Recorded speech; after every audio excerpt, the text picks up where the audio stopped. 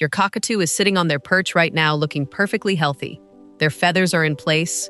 They ate this morning. They called to you when you left the room and settled when you came back. By every measure you have, by every metric you've been taught to watch, your bird is fine. And underneath that fine, inside the systems you cannot see and the processes you cannot feel, something has been happening for months, maybe years. A slow, invisible, compounding deterioration that will never announce itself with a scream or a plucked feather or a single dramatic symptom, until the day it shows up on a blood panel or a radiograph and the vet looks at you with an expression you weren't prepared for. Your cockatoo has never been outside. Not once. Or maybe once a year. Maybe never, with real sunlight on their feathers and real wind moving through their crest. And you've believed, because everyone believes it, because the entire industry is built on this belief, that a good cage, a loving home, and the right food is enough. It is not enough.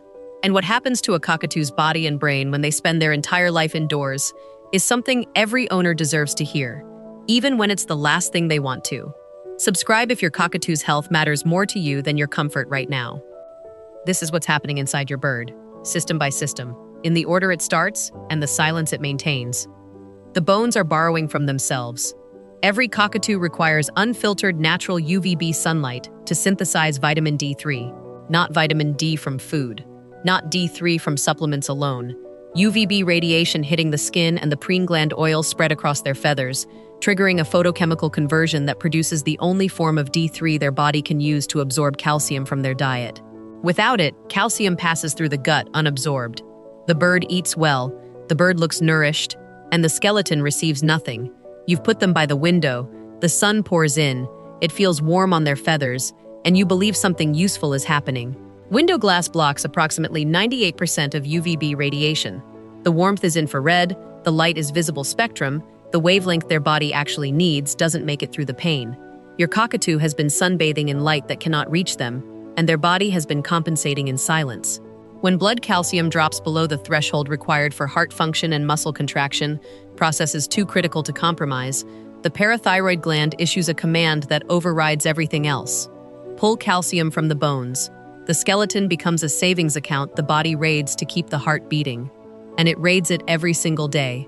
For years, producing no visible symptom, no limp, no weakness, no change in behavior, just a skeleton that is slowly becoming porous, brittle, honeycombed with invisible loss, until a hard landing on a perch, a startled takeoff, a fall from a shoulder produces a fracture that should not have been possible in a bird this young.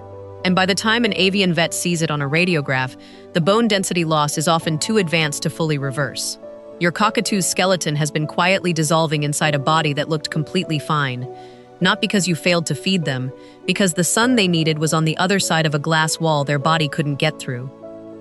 The air inside is not what you think it is. Your home smells clean. Or it smells like nothing.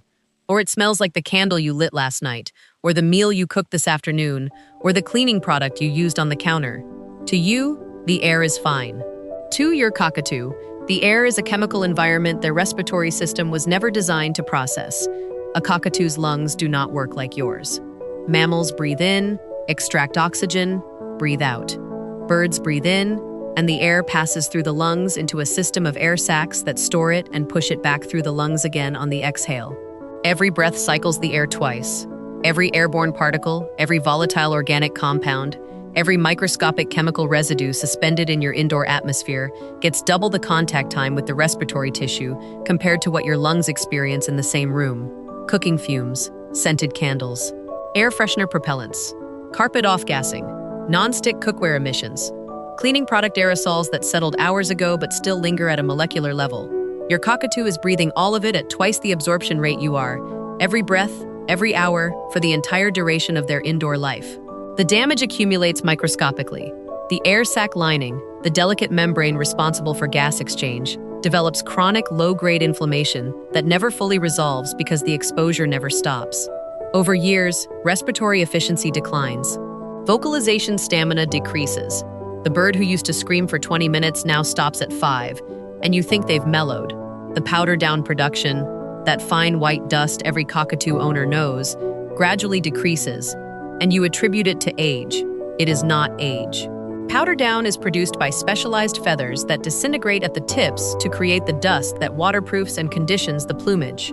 When air sac function is compromised, the metabolic processes that maintain these feathers slow. The dust output is a direct indicator of respiratory health.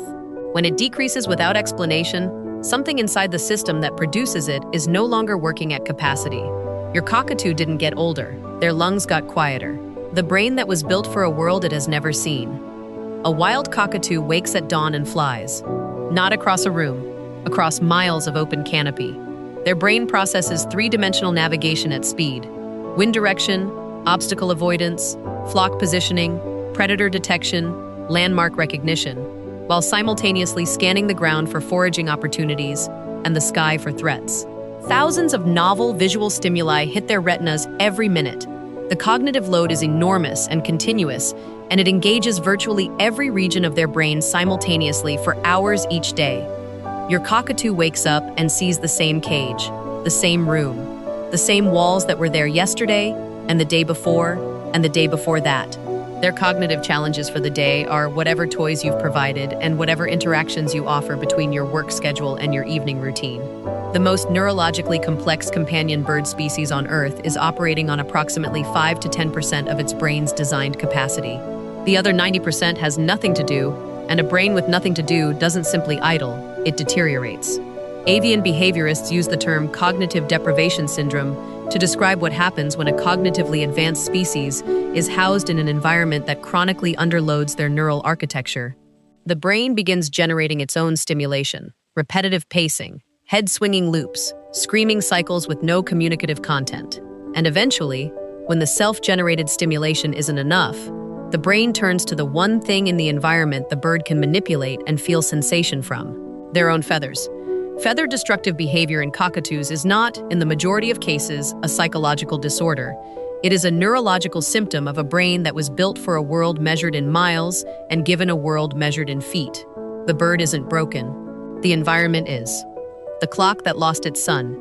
Inside your cockatoo's brain sits an endocrine system, calibrated across millions of years to one external timekeeper: the natural cycle of sunrise and sunset, melatonin production, cortisol rhythm, reproductive hormone regulation.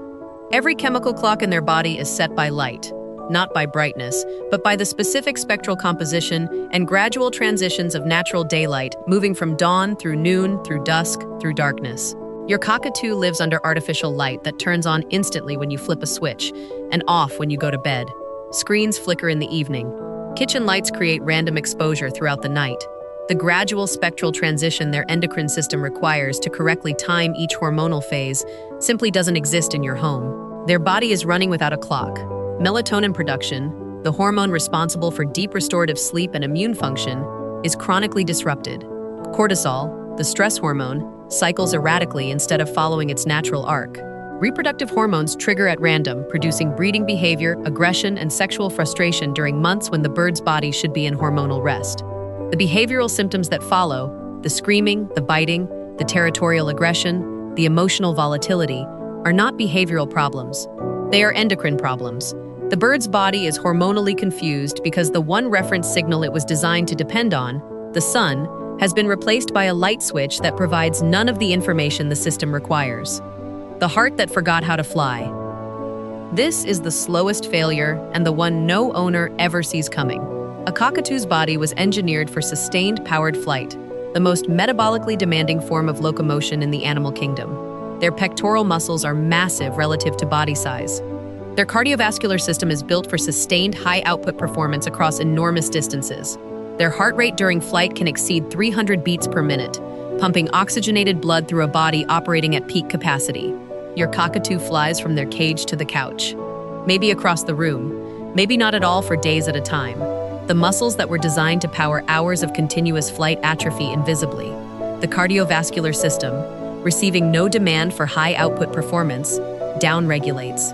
Resting heart rate elevates to compensate for reduced cardiac efficiency. Metabolic baseline shifts, and the entire decline happens so gradually, fractions of a percent per month across years, that no single day looks different from the last. The bird flies to the couch today the same way they did last year, except their pectoral muscles are thinner, their heart is working harder, Their blood work, if anyone ran it, would show values that an avian vet can distinguish from a cockatoo with regular flight access in under 30 seconds. But no one runs it, because the bird looks fine. What you can do inside these walls. If full outdoor access isn't possible, and for many cockatoo owners it isn't, safely, then the interventions are not optional. They are the minimum cost of keeping this species alive indoors with integrity. Full-spectrum avian UVB lighting. Not a regular bulb, not a reptile lamp at the wrong distance, a specifically rated avian lamp positioned at the manufacturer's recommended distance from the perch and replaced every 6 months. The UV output degrades long before the visible light dims. The bulb will still look bright when it has already stopped producing usable UVB. Replace it on schedule, not on appearance.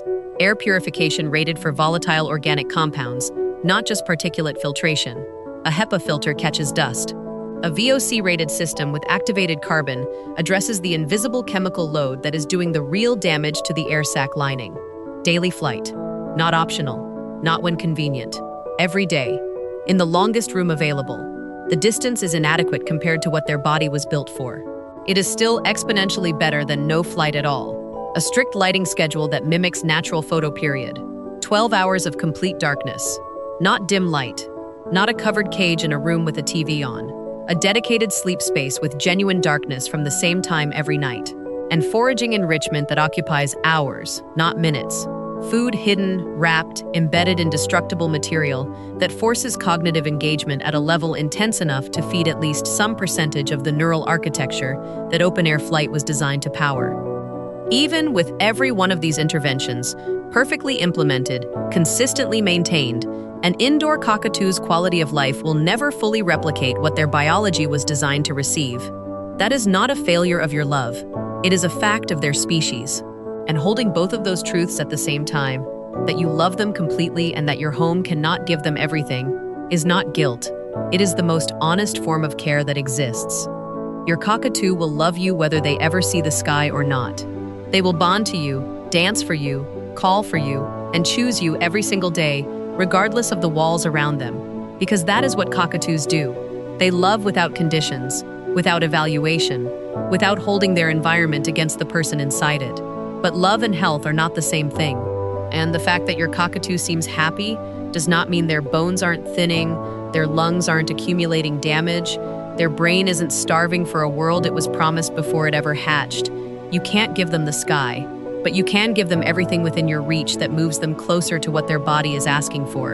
And a cockatoo whose owner does that, who installs the light, purifies the air, provides the flight, enforces the darkness, feeds the brain, is a cockatoo whose body lasts longer, whose mind stays sharper, and whose life inside these walls is as close to whole as love and science can build together. Like if your cockatoo deserves everything you can give them, and subscribe because caring for them fully means never stopping learning what they need.